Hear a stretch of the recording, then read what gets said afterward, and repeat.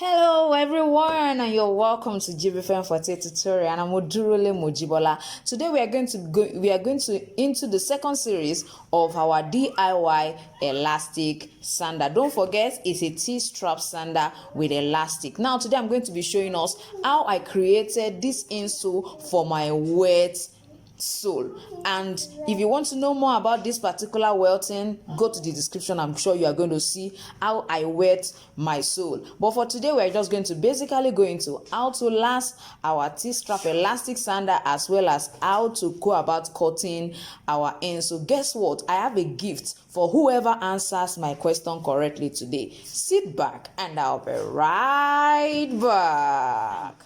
Before we go ahead and create our insole, I just want to quickly remind us that if you want to actually welt your before you welt your sole, you have to first of all create this pattern out and cut it. Now what I'm going to do is I'm now going to reduce the size of this particular pattern that I just cut, because I will not be able to fix this on my sole. It means I definitely have to reduce it for me to be able to insert my insole just like I have here. You can see the way this is perfectly fitting this particular welt sole. So now I'm just going to reduce it, and the reduction is going to be whatever the width of your welt is. So for me it's going to be 0.7. So I'm just going to measure my 0.7. I'm going to measure my 0.7, then work with it like I used to do, just for us to see. You can decide to do your own measurements if you wish. You can decide to measure it all around. You can decide to use my simple style that I normally use. You can just, don't forget, your hand must not shift. So I'm just going to follow that and create and cut. That is what I'm actually going to use all around. I think I've taught us this, so I'm just going to remove that side of that particular pattern. So whatever my cutout is what I'm going to use as the inner sole. Now you can see what the insole look like. Don't forget that when you start cutting out your pattern and you find out that after cutting it, it's not perfectly fitting into your welt sole, ensure that you trim it until it can conveniently stay or enter into it. You can see this is a little bit perfect.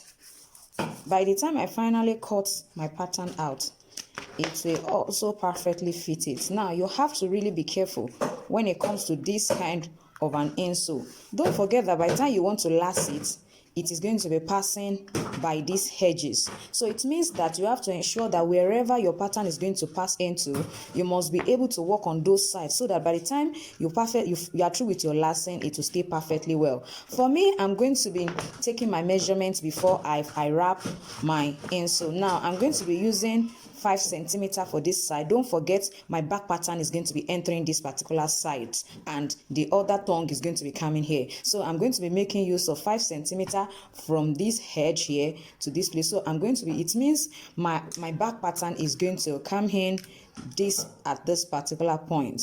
So I don't have anything to worry about. I'm just going to try to brush that side a little bit so that it can perfectly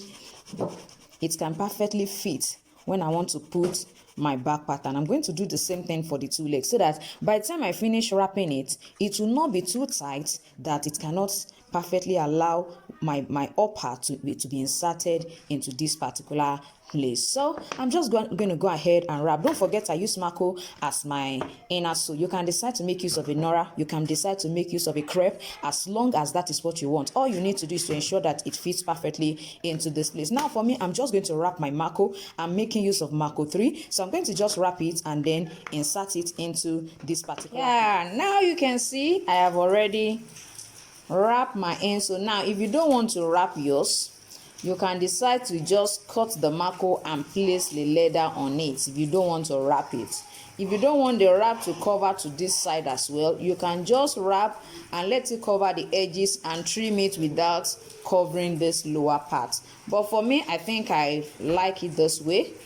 And don't forget, before you wrap, make sure you ascertain that it will uniquely fit into your welt outer sole, or else by the time you are through with your wrapping, it's likely will not fit it anymore. So I'm just going to suggest that you should make sure that you check and make sure that it is easy for you to insert your mako, you can, or nora, whatever material you are using for your insole. Make sure that it's easy for you to put it inside it and also to remove it, so that by the time you know, don't forget, when you finish your wrapping this way, it will have added to the side, the thickness of the leather will have added to the width of every part of our insole. So please make sure you monitor that. Now let's quickly go to our last thing.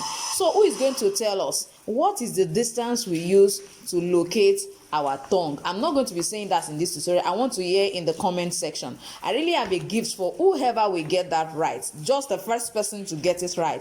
What is the length and the width that we use to locate this particular tongue part of our sandal? Now for our back strap, I've already told us what we are going to use, so let's quickly get to that.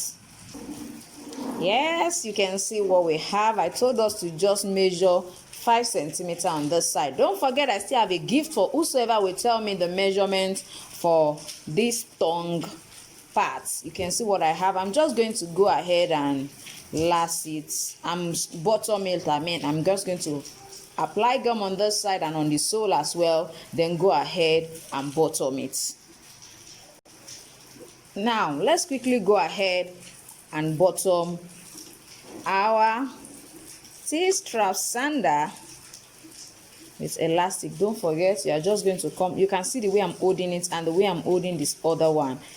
Ensure that you fit it into it. It is very important. Then you come to this side and do the same thing. So you're going to come up here and fix it like you fix the other one as well, so that you're going to have a perfect finish. I'm sure you can see what we have.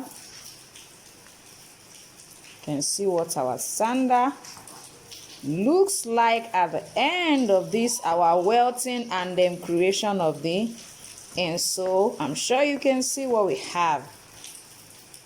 Isn't this lovely and beautiful? This is really beautiful. Don't forget, I mean it, that I have a gift for whoever will tell me what the measurement for this side is supposed to be. If you are new in my channel, I would suggest you watch the other videos, check the description and see the video list, so that the playlist rather, so that you'll be able to see what this particular measurement is and tell me in the comment section. And don't forget to subscribe to my channel if you are new, and like this video, and also share for others to see as well. Thank you so much for watching to this tutorial. See you next time. Bye.